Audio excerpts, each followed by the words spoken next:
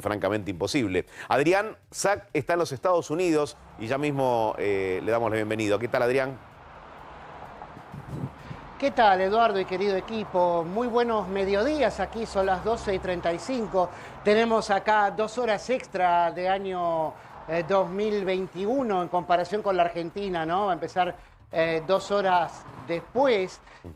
Y bueno, lo estamos viendo aquí en general el balance que hace la gente y también los medios de comunicación e incluso la opinión de varios epidemiólogos aquí, realmente lo ven con bastante frustración lo que ha sucedido este año, porque habíamos empezado el año ya con la idea de estar saliendo fehacientemente de la pandemia para esta fecha. Se esperaba que un 90% de la población, como mínimo, estuviese vacunada ya, completamente vacunada. En ese momento recién empezábamos a vacunar, no se sabía si hacía falta 2 dosis o no, pero ahora lo cierto es que aquí en Estados Unidos les está costando llegar al 62% de la población total vacunada con 2 dosis, ¿no? Lo que hoy por hoy realmente cuesta considerar al 38% que tiene o ninguna dosis o una sola dosis, o sea, estaría subvacunado y sería una defensa prácticamente inservible para enfrentar a las nuevas variantes. Con esta perspectiva realmente se despide el año y con nada más y nada menos que 355.990 casos nuevos por día en el promedio semanal. No es que es un pico de un día la cifra. Y después baja, que a veces 355.990 casos diarios en el promedio de la última semana, ¿no? O sea, por ejemplo, el lunes hemos tenido casi 500.000 de casos en un solo día. Lo que pasa es que para hacerlo más exacto, siempre es mejor hacer el promedio diario semanal para dar una cifra más exacta y un panorama más claro. Adrián. Y con mucha preocupación se ve esto. Sí, Eduardo. ¿Y se puede saber qué porcentaje de esos nuevos infectados están vacunados y cuáles no? Bueno, no, porque acá justamente el tema que tenemos es que al ser 50 estados, digamos, todo lo que es el raconto y la evaluación pormenorizada del número de infectados y de hecho también la secuenciación genómica lleva mucho tiempo. Es una de las grandes críticas que ha tenido la CDC, ¿no? Los Centros de Control de Enfermedades, que es el organismo que depende del gobierno y que se encarga, junto con la Universidad Johns Hopkins, de contar y de hacer estadísticas sobre las nuevas infecciones. Porque, bueno, al tener bastante autonomía cada estado, cuesta coordinar y se demoran muchas veces los datos. Entonces no tenemos un número de eso. Lo que sí tenemos son definiciones por parte de los médicos en los distintos estados que dicen que la gente que está siendo internada, en su gran mayoría estamos hablando de más de un 90%, en algunos casos más de un 95%, son gente que tiene o una dosis o no tiene ninguna. Es decir, lo que acá llaman no vacunados y subvacunados, undervaccinated. Es un término que se usa mucho como para invalidar también a aquellas personas que tienen solamente una dosis y dejarles en claro que ya no les sirve para nada. Y de hecho, a aquellos que tienen 2 dosis, se nos está insistiendo que nos vacunemos con 3, salvo que tengas la de Johnson & Johnson, que es una, y te insisten en que te vacunes con 2. Porque, bueno, justamente a las conclusiones a las que quieren arribar aquí, el mensaje que más baja es que la variante Omicron no es más suave, sino que solo es más suave para aquellas personas que sobre todo tienen las 3 dosis. Claro. O que tienen las 2 dosis y menos de 6 meses de aplicada la segunda.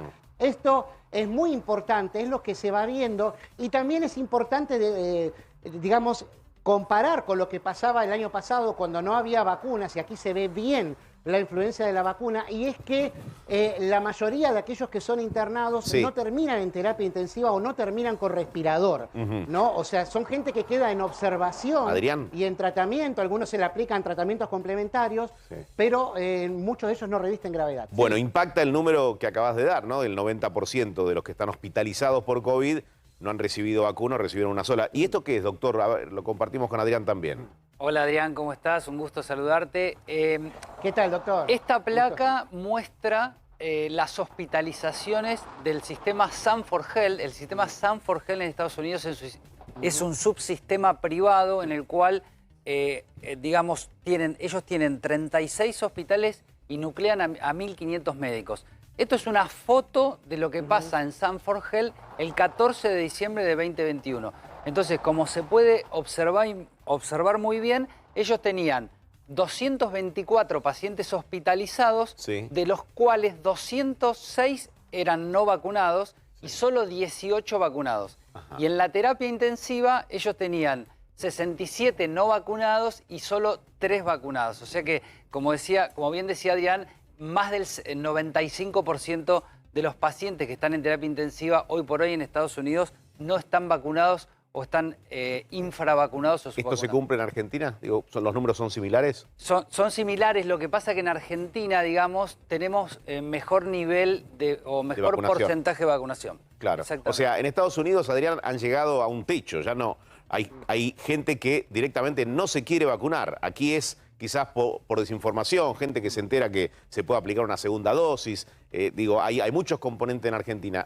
Allí en Estados Unidos creo que hay antivacunas. Hay como una rebelión, hay un movimiento muy fuerte de los antivacunas y hay como una rebelión directamente a no vacunarse. Por eso muchos expertos consideran que Estados Unidos es como un experimento, digamos, para todo el mundo, porque tiene, como decía Adrián, casi un 40% de la población subvacunada o sin vacunar y solamente un 60% vacunados. Entonces, un poco se está analizando todo lo que pasa en Estados Unidos.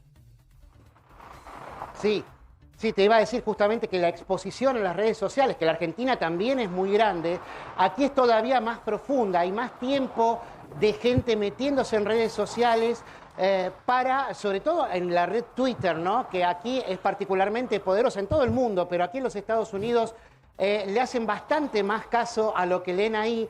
Y el caso que más preocupa no es tanto el de los no vacunados, que ya es de un 22,4% aproximadamente, que se mantuvo ahí y está así desde hace 2 meses aproximadamente, sino en la gente, en el resto de los que se dieron una dosis y por ahí empiezan a haber casos no probados o que no tienen una evidencia científica que lo saque de lo anecdótico, es decir, que diga esto te puede pasar, como es el caso de la supuesta interrupción del ciclo menstrual, que ha pasado en algunas mujeres, pero sobre las que no hay, o sea, que lo vinculan con la vacuna, pero que no hay conclusiones claras al respecto, ¿no? O también con lo que pasa con los chicos. Aquí han tenido que avisar con fuerza justamente para que los chicos de 16 a 18 años se dieran la tercera dosis, que no hay, en los estudios que se hicieron en Israel, no hubo ni un caso de miocarditis, por ejemplo, que es algo que para los antivacunas parecería que es lo común, que te produce la inflamación del músculo cardíaco, todas las vacunas que son de mRNA mensajero. Por ejemplo, este tipo de mensajes, o de decir que la vacuna es experimental, que es un disparate a estas alturas, son los que más prenden entre los antivacunas.